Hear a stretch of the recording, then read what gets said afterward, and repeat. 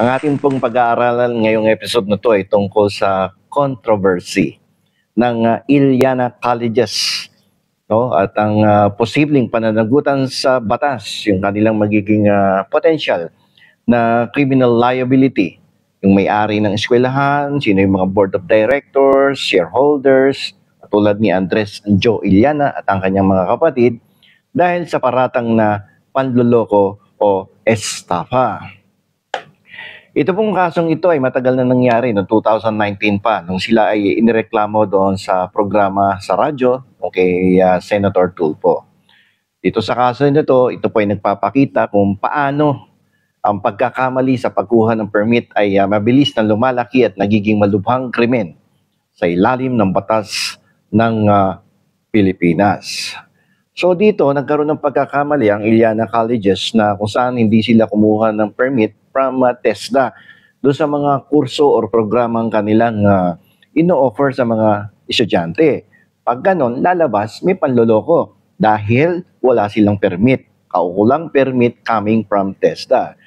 Pero yun yung mahigit 5,000 estudyante nakagraduate na dyan. Tapos yung diploma nila ay lumalabas na worthless diploma pala. So, nung taong 2019, no? May nagsumbong kasi, may nagparatang sa kanila na yung eskwelahan nila ay tumatanggap siyempre yan ng tuition fee, no? Mula sa mga estudyante upang mag-aral ng mga kursong pang-vocational. Siyempre, naniwala sila na ito may permission from TESDA kasi nga kilala yung mga may-ari, mga artista. Ang mga kursong inaalok nila ay walang kaukulang permit or accreditation mula sa TESDA. Yung TESDA, yun yung Technical Education and Skills Development Authority. Sila yung namamahala, no, nagre-regulate sa mga eskwelahan na pang-vocational. So, ano naging resulta doon sa mga nag-aral dito sa Iliana Colleges? Ang mga diploma o certificates na binigay sa libo-libong estudyante ay walang bisa. Worthless diploma. Dahil dito, niloko umano ang mga estudyante sa perang kanilang ibinayad para sa isang edukasyong inakala nila na legitimate at recognized by the government. Yung pala, hindi pala recognized by the government yung kanilang programs, no, that they have completed from Iliana Colleges. So, dito, nagkaroon ng action ng TESDA. Kaya nga lamang, ito administratibo lang to, administrative case. So, dahil doon sa mga reklamo, agad naglabas ng cease and desist order ang TESDA na kung saan pinahinto nila yung pag-aalok ng mga kurso ng Iliana Colleges. So, importante kasi na may permit ka coming from TESDA. Kung wala kang permit, ay ebidensya yan, no? Para sa kasong kriminal na estafa. Ang masaklap dito, pag korporasyon yan, definitely 5 or may higit sa 5 ang korporasyon, syndicated estafa ang labas ng kaso dyan. Hindi simple estafa ang mangyayari dyan. Pero tingnan muna natin yung kung ang mangyayari ay simpleng estafa lamang. Dahil yan yung pinakamadaling isang pangkaso.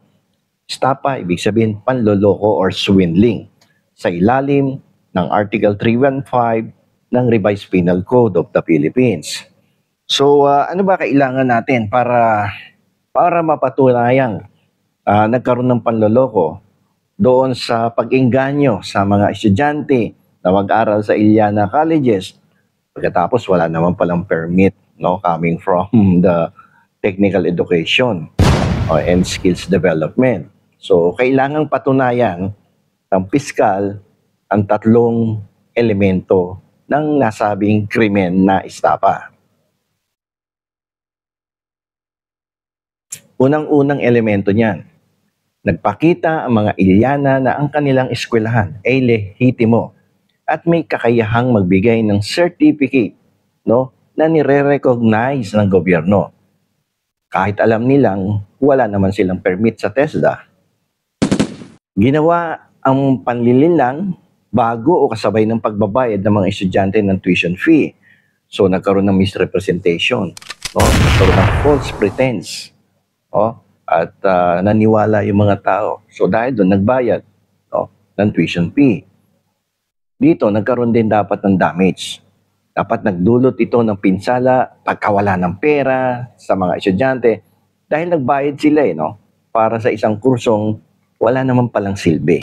Wala naman palang work yung diplomang inaasam-asam nila na makukuha nila after 2 years of studying a diploma program. So ano ba parusa sa simpleng estapa? So nakabata yan sa kabuong halaga ng pera na napanloko. Dahil maraming estudyante ang naapektuhan, ang parusa ay magiging mabigat. Ngayon, bakit mabigat? Pag malaki yung halaga ng panloloko, posible yan humantong sa parusang 12 years and 1 day hanggang 14 years at 8 months sa kulungan. Mabigat na kaso, ang tawag niya reclusion temporal, no? At pwede madagdagan pa yan, depende sa sobrang halaga na napanloko. Hindi nga lang natin malaman kung may nagsampa na ng reklamong kriminal sa kanila. Pero kung wala pa, meron pang panahon yung mga naloko, yung mga biktima upang magsampa kahit 2019 pa yan. Kasi ang prescription yan, 10 to 15 years. Kung syndicated estapa, 20 years yan na pwede kang kasuhan anytime from 2019 hanggang sa kasalukuyan hanggang 20 years. Kasi yung syndicated estapa ang pinakamalubang uri ng panloloko at pinaparusahan niya sa ilalim ng Presidential Decree 1689. Tinatawag din niyang economic sabotage. At ang parusa, life imprisonment. Mabigat yan. So, mahirap ng loloko ng tao, no? Lalo na sa pera. Yung katulad niyang wala ka palang permit sa government, pa-enroll ka ng pa-enroll. Okay. Upang masampahan at mapatunayang nagkasala sa syndicated estapa, lahat ng tatlong elemento na nabanggit ko ay kailangang mapatunayan doon sa preliminary investigation. At ayan, so ang pera kasi dito kinuha sa publiko gamit ang isang korporasyon o asosasyon. For sure, yung Iliana Colleges, it's either it's a partnership or a corporation. Pag corporation yan, syndicated estapa labas niyan. O kahit partnership yan, pag may kasabwat yan na iba pang tao, bukod doon sa tatlong magkakapatid, ay papasok sa syndicated estapa. At dahil kapag ang panloloko ay ginawa ng isang sindikato na binubuo ng 5 tao o higit pa na nagsabuatan para sa krimen ng panloloko, magiging syndicated estapa ang kaso mo. Okay? So, pero sa mga news reports, nakikita natin palagi, 3 lang yung pinabanggit palagi na involved dito sa Iliana Colleges. Dahil sila yung popular Unang-una, palaging binabanggit si Andres Anjo. Ito si Anjo Iliana. Si Joe Marie, yung isa pang kapatid na artista to So madalas nababanggit niya sa news report. At saka si Ryan Iliana. Hindi natin alam kung sino pa yung mga ibang kasosyo dito. Kung partnership yan, 3, simple estapa, but it will exceed, no 3 pumasok sa 5, that would be syndicated estapa. Kasi kailangan ng batas ng 5 tao o higit pa para matawag yan na syndicated estapa. Kung 3 lang yung mapapatunayan, bababa yung kaso sa simple estapa. So, hindi siya magiging syndicated estapa. So, kailangan makahanap at mapatunayan ng piskal ang kasabuatan ng 2 pang tao bukod sa 3 na magkakapatid.